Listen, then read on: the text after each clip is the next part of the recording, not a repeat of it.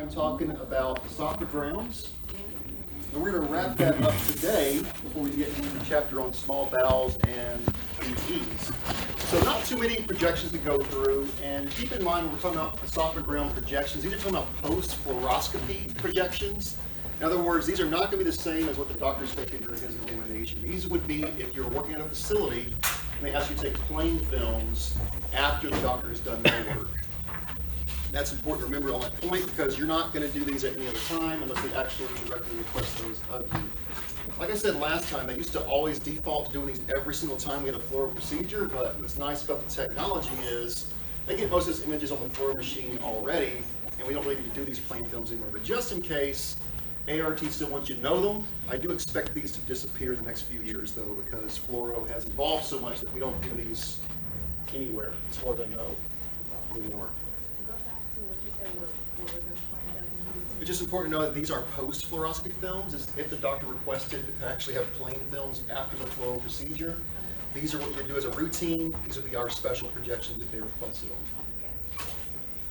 So you do a 3-view routine. You think like a hard copy kind of thing? Okay. Like hard copies, exactly. Okay. Yeah. So like I said, I expect these to disappear in the next few years because this is becoming a thing of the past. But as of now, they're still requiring this as part of the curriculum.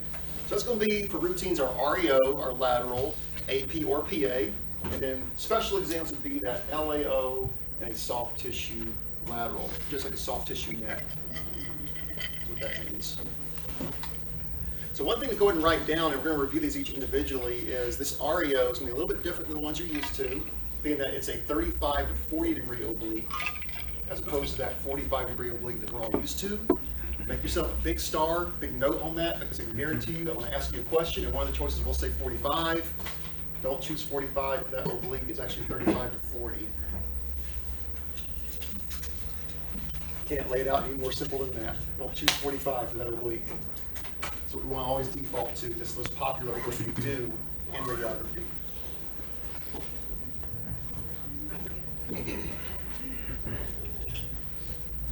Okay, so talking about that 35 to 40 degree oblique, that's going to be our REO esophagram.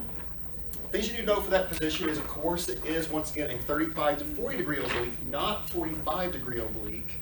And our CR is going to be at the level of T5, T6, or to make it a little simpler, it's about an inch below the sternal angle. Where's the sternal angle at, guys? T4. Sternal angle is right up here, guys. You know what I'm talking about with the sternal angle? Not the xiphoid tip. People like to say it's the xiphoid tip. It's not the xiphoid tip, it's the sternal angle here. So 1 inch below that sternal angle, that's going to be approximately the level of T5 and T6, where we put our central ray. For that REO esophagram, one thing we're always going to do is make sure that the patient's head is turned towards the elevated side. And the reason for that is because they're, of course, going to be sipping through a cup as we take this x-ray. So if we were doing this as a plain film x-ray, we would essentially instruct the patient to take big, deep gulps as they're drinking, and as they're drinking, we're going to take our exposure, because what we're hoping to do is capture the barium in the esophagus while they're swallowing. So that can be a little challenging because you have to assume that they're taking those big, big gulps, and sometimes they're not. So sometimes we have to repeat these x-rays because they don't get a good visualization of that esophagus with the barium going down.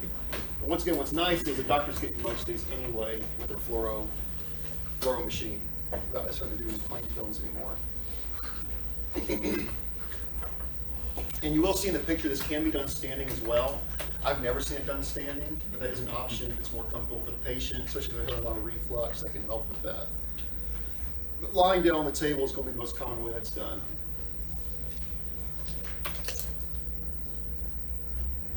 All right, so what do we got to see for evaluation criteria? There is an evaluation criteria, just like everything else we went over in Rad Pro.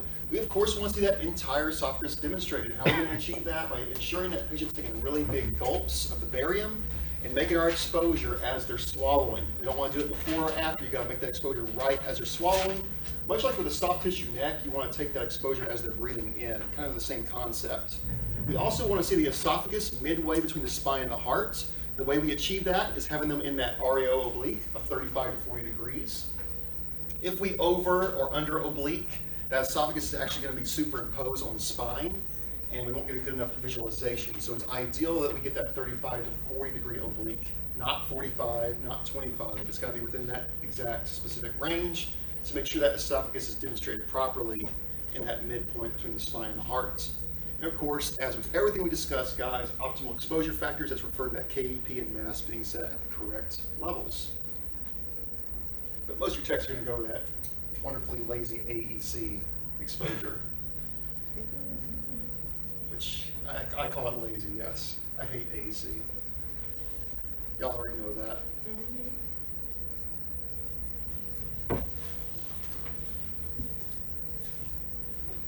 So this would be a good ideal radiograph. We do see the entirety of that esophagus, and it is midway between the spine and the heart. That's exactly where you want it to be. If we see that esophagus superimposed on that spine, that means they're either over obliqued or under obliqued. Can you repeat that? If you see the esophagus superimposed on the spine, that just tells us that they're either over or under obliqued. They're not within that 35 to 40 degree obliquity that we want to achieve.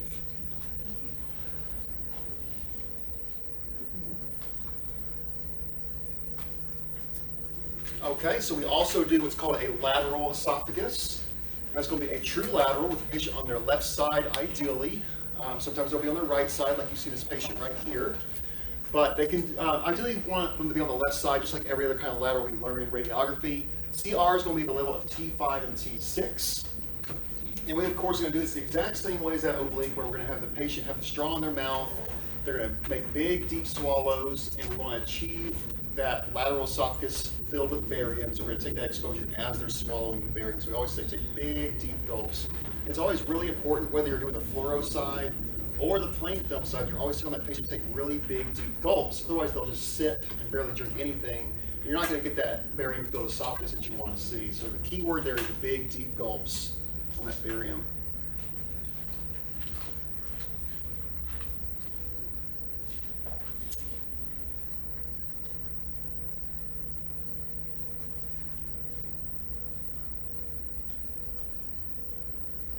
So the evaluation criteria, I missed the slide there. Evaluation criteria, guys, is going to be almost exactly the same as the oblique. We want the entire esophagus filled with barium, optimal exposure factors, and you want to make sure the patient is in a true lateral.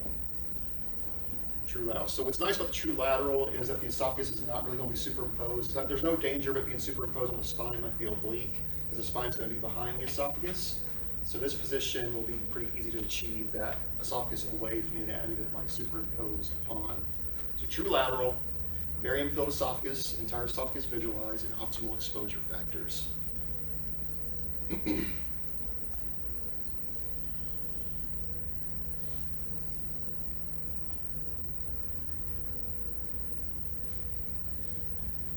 Okay, sometimes we'll do what's called a swimmer's lateral on the upper esophagus. This would be a view if for some reason you're not seeing the proximal esophagus very well. And sometimes this can be because if we go back an image here, sometimes the patient's arms will be in the way because of the way the arms are positioned for a lateral. If they didn't get the arms up high enough, we can alternatively do that swimmer's lateral, and that's going to give us a little bit better visualization of that proximal esophagus specifically. Keyword proximal esophagus.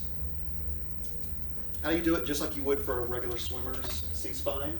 Same concept, arm is behind, arm is in front, and you're centering close to that shoulder area to get a good visualization of that proximal esophagus.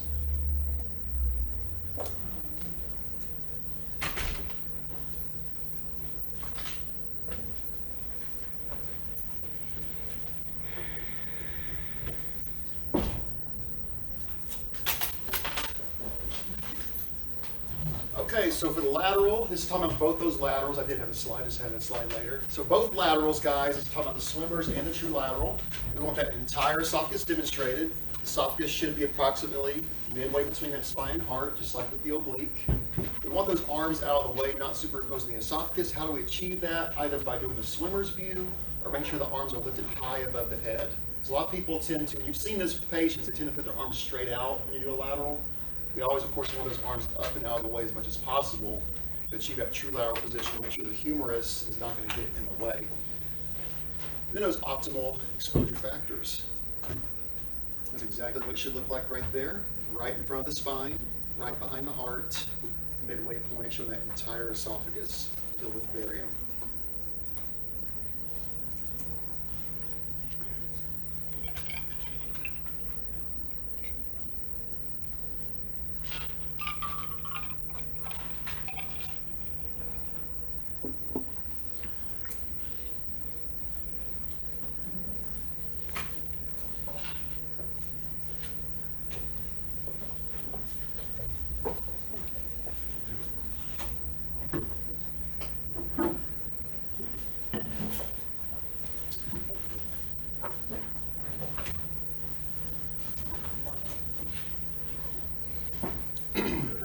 So do make sure when you write these positions down that you're making sure that you write down where those central rays go. That tends to be where people make the most mistakes in this chapter is the central ray locations, because there's not an exact way to palpate for that. So we're talking about T5 and T6, you're kind of making an assumption of where T5 and T6 is. You're kind of guesstimating, so to speak.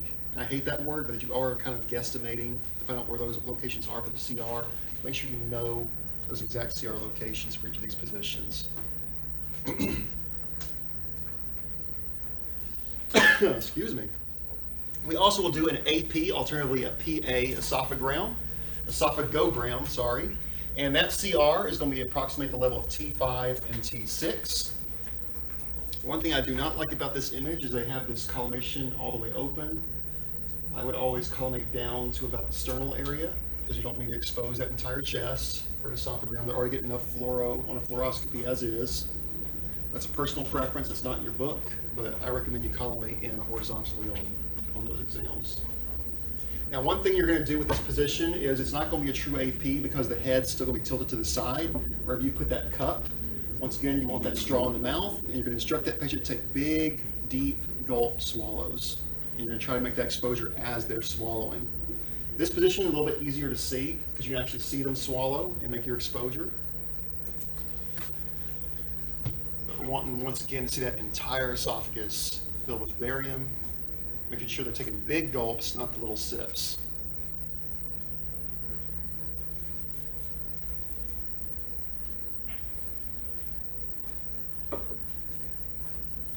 Have you guys instructed the patients to do so in fluoro yet? Take the big, deep swallows, big gulps?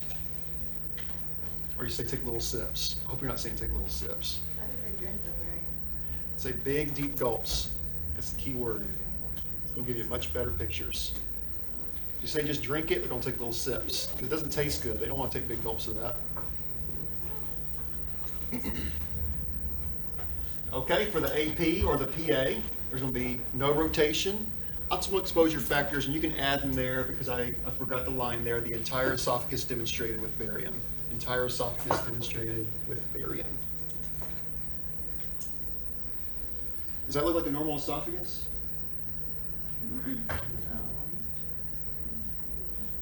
Yes or no? Why not? It's very swollen.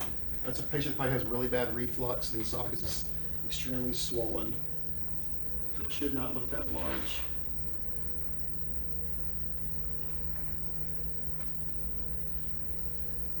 You'll see they'll put these markers sometimes where it says immediate. That means that film is taken immediately after swallowing the barium. That's what that refers to. And it's kind of obvious because the barium's in the esophagus, but they'll put that marker on there anyway. I do not like that marker placement. I know I have a nitpick on that. Put any kind of annotation over anatomy. You just never know what you're covering up.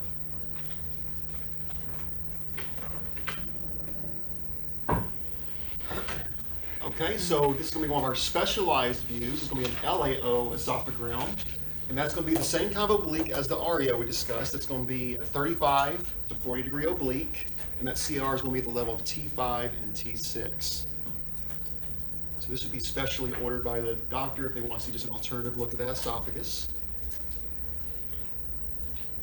Same concept, once again, guys, we want that head towards the elevated side, just like the other oblique. And we want to make sure that straw's in the mouth, and if they take those big, deep swallows, big, deep gulps, so we can make that exposure with that completely barium-filled esophagus. Mr. Donahue, you said that the head should be turned to the elevated side? Towards the elevated side, yes. And that's for both obliques we've talked about.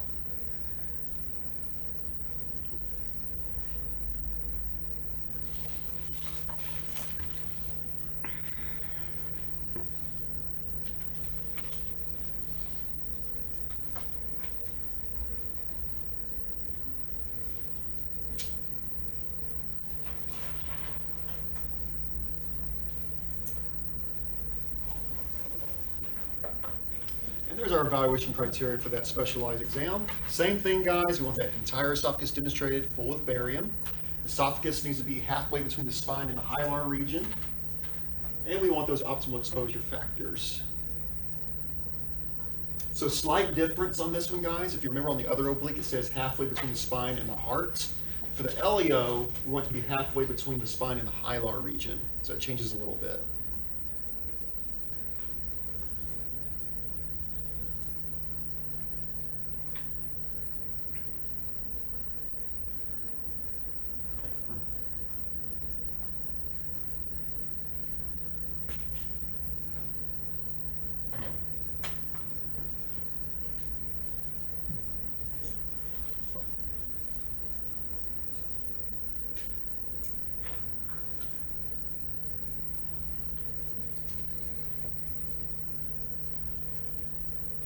All right, so for an upper GI series, our routine exams is only going to be routine. There's no specialized exams. And once again, this will be our hard copies or plain films if the doctor requested them as such. It's going to be our REO, our PA, our right lateral, LPO, and AP. It's going to be our routine views. And be thankful, guys, that you don't have to do these anymore. These were, at least for me, these were my Achilles heel when I was in x-ray school. These were the hardest comp, at least for me, to achieve because the stomach just, I swear it was always hiding from me when I took these films. It was always on the opposite side of where I was putting my central rays. It was a nightmare trying to get these because to pass the comp when I was in school, you had to have the entire stomach in that film. You couldn't have a single part of it clipped. They made us do it on 10x12s, which were pretty small. And it was just a guessing game a lot of times to get that film corrected. Hated it. I think I did 4 or 5 of them before I finally got it right. And we had to get it right on all 5 of those views.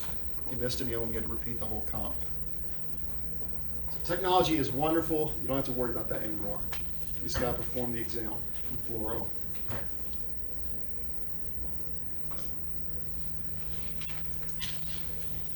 Okay, so we're not going to go super detailed with these, much like the esophagram guys. I'm putting just the information you need to know for registry purposes on these.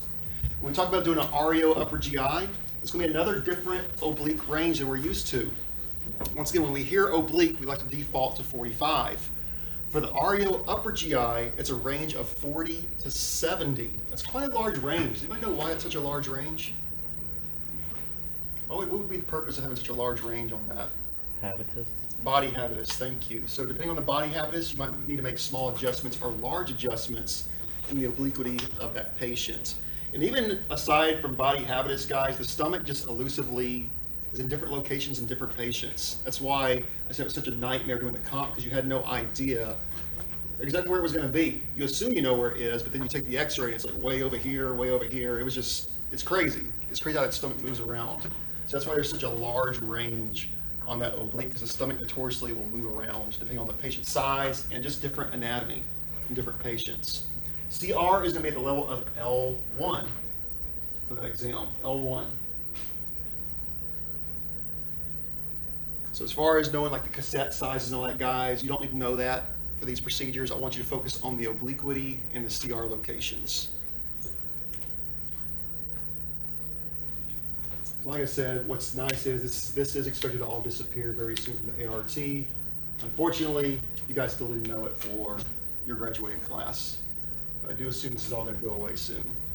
All right, for the evaluation criteria on an REO upper GI, we of course want the entire stomach and duodenum. Why do we need the duodenum on there? I mean, it's an upper GI, right? What's the purpose of having the duodenum? Say louder. Because it's the beginning of the stomach, The beginning of the stomach or the end of the stomach? Basically, it's the ending of the upper GI procedure, and the doctors always want to visualize that C-loop or duodenum. They want to see that entire C-loop demonstrated, so it's important we have to include that on the radiograph as well. We also want the body and the pylorus to be barium filled. Body and the pylorus, that's this area right here that you see in white. Duodenal bulb and C-loop needs to be in profile. And of course, our optimal exposure factors. What it means by profile is we want to see the actual C in the C-loop. If you see the actual C shape, that means it's in profile.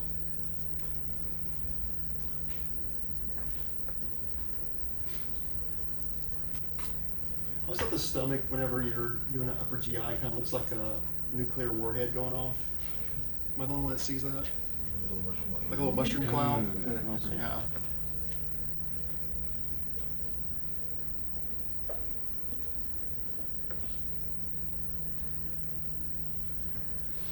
to talk about this in a little bit, but what part of the small intestine is this? Jejunum, correct. Jejunum. I'll get the second portion. What's the top part of the stomach called? Fundus, correct. What's this lateral margin called? Lateral margin called? Greater curvature. How about you here? Lesser curvature. What about the little junction here, the esophagus and the stomach? Not the cardiac orifice, but the junction. What's the junction called? Esophagogastric junction. Esophagogastric junction. What's the name of the sphincter where the stomach dumps into the duodenum? Pyloric sphincter. Correct. Okay, PA upper GI. So we want 0 rotation, so the patient needs to be flat on their belly. We want the CR to be at the level of L1. And it's okay if the patient does have their head tilted to the side for comfort, because we're only interested in the area of the abdomen down here, so that's acceptable. But no rotation and CR to L1. Very few criteria on that x-ray. So without me showing you the picture, where's the barium going to be for this exam? Correct. It's not going to be much different than this one right here. It's going to be body and pylorus primarily, because we're in a PA position. So keep that in mind, guys. This REO, we're still technically kind of in a PA position. Therefore, that barium will be in the body and pyloric areas. You can't expect questions on where that barium is going to be located. The registry loves to ask those questions, by the way, when it comes to fluoro. Know where that barium is for each of these that we're going to talk about.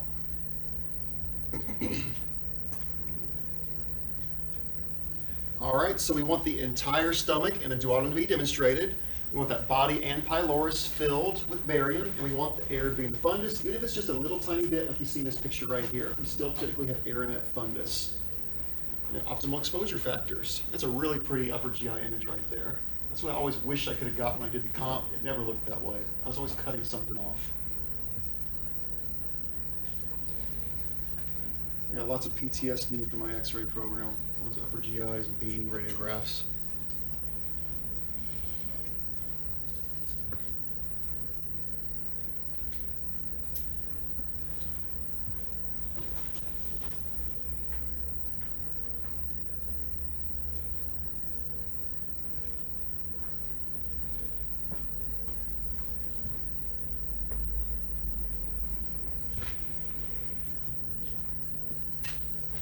So while you're writing, let's name some more anatomy here, guys. What's the name of the little notch that's located up here?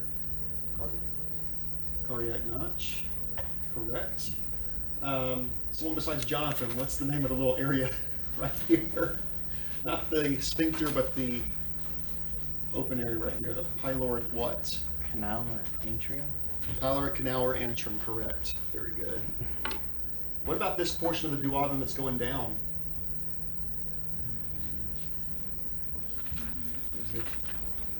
Descending. Oh, you want to say it, but don't say it. What's a downward motion, guys? That's your clue. Descending. Descending duodenum. Descending duodenum. What about the little round portion of the duodenum here? Duodenal bulb. Duodenal bulb, very good. And it's a little hard to see, but the duodenum going across right here would be what? Transverse or horizontal duodenum, correct. Okay, so a right lateral upper GI. It's going to be a true lateral, preferably on the patient's left side, but it can be done on the right side as well. And we're still going to put that CR in the same location. It's going to be directly on L1. Directly on L1. Main point for this one is we want to make sure they're in an actual true lateral, so we can see that stomach in a true lateral.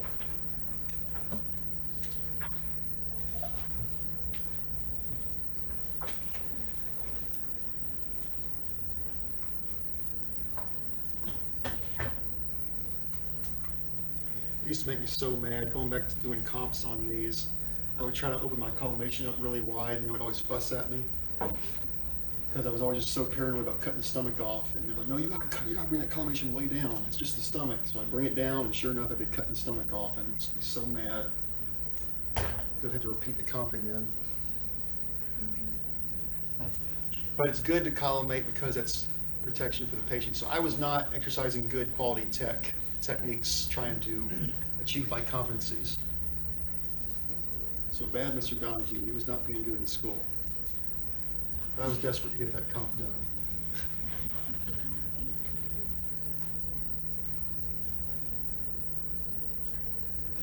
All right, so for the true lateral guys, we want that entire stomach endoatom to still be demonstrated. We also want to see that retrogastric space demonstrated. Vertebrae needs to be in a true lateral. That confirms to us that we do have the patient in a true lateral. That's talking about the vertebral bodies right here, guys, and the vertebral spaces. See those nice, pretty square blocks. That tells us we're in a true lateral. And for the barium guys, barium's going to be very similar to a PA in that we want the barium primarily in the body and the pyloric areas, air in the fundus on the laterals, which you see right here.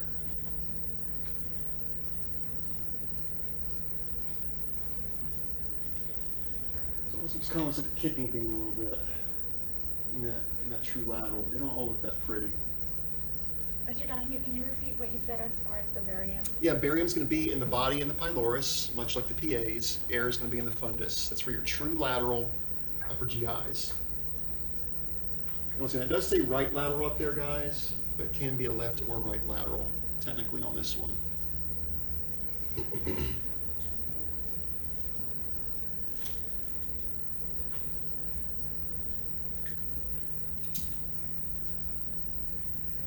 See that pretty tight collimation?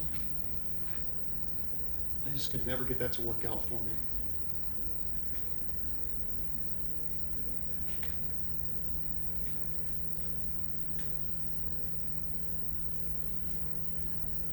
There was this really old tech I used to work with, and she was amazing. She'd been doing it for like 500 years, and she could use an 8x10 and get every one of these views on the first try every time. I don't know how she did it. It's like she just knew exactly where the stomach was, no matter what the body habitus was. It was amazing. She always sounded like a frog when she talked. She had a really deep voice. She always had, I always remember her of having really bad breath, because she always had this cigarette coffee breath. And she'd always be like breathing in my face, trying to teach me stuff. It used to kind of gross me out, but she really knew her stuff. She really knew her stuff.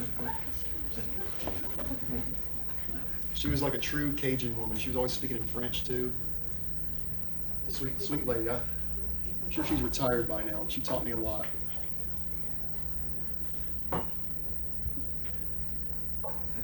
Okay, we also do an LPO, upper GI. LPO is going to be another oblique, posterior oblique. And once again, guys, make note, put yourself special notes. Look how these obliquities change. It's another number that we're not used to. Another wide range because of that body habitus, body shape. That's going to be a 30 to 60 degree oblique. And once again, guys, make sure you're making notes on these different obliquity ranges for these exams. You're going to see that on your tests.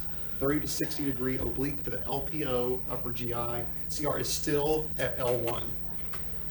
Luckily, the CR locations aren't changing on these, but that obliquity does have a lot of different ranges depending on if we're doing posterior obliques or anterior obliques. 30 to 60 degree oblique for the LPO upper GI.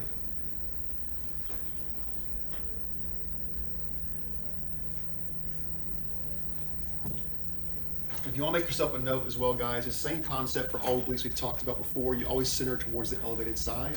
You never want to be centering towards the downside on any of these. It does not change.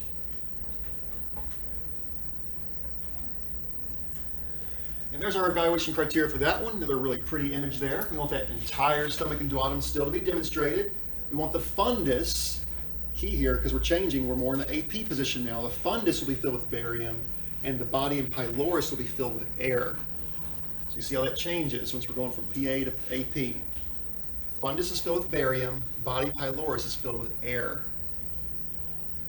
Even though you're going to see a little of that barium in the C loop, primarily we have that barium in the fundus, air in the body and the pyloric areas.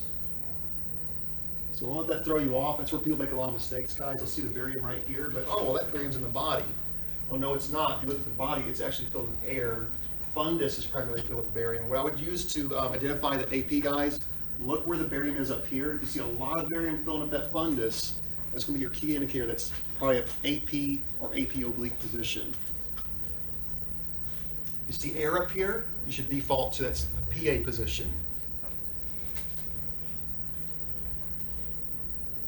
Does anybody know why that's circular?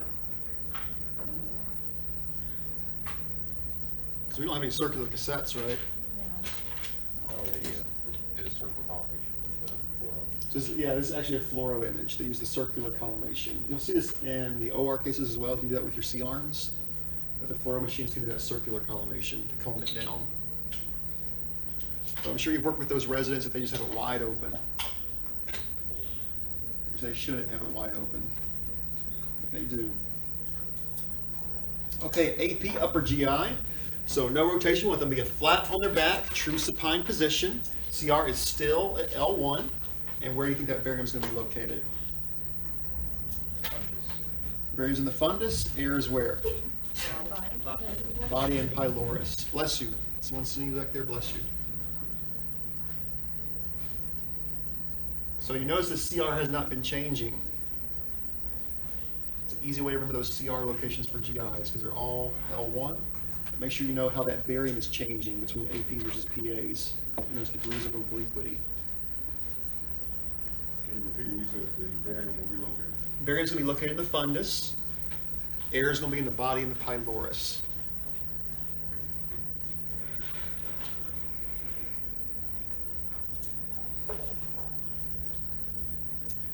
And there we have it right there, guys. Same thing, entire stomach and duodenum demonstrated. Fundus is barium filled. Air is filling that body and pylorus. And we're, of course, using those optimal exposure factors. Now, one thing you can keep in mind here, too, guys, it doesn't matter if we're doing AP supine or AP Trendelenburg. Remember, Trendelenburg is when we're laying that patient back at an angle. That barium is still going to accumulate in the fundus. Air is still going to be in that body and pylorus. So AP period, whether it's an AP oblique, AP supine, AP Trendelenburg, barium is still in the fundus. Air is still in the body and the pylorus.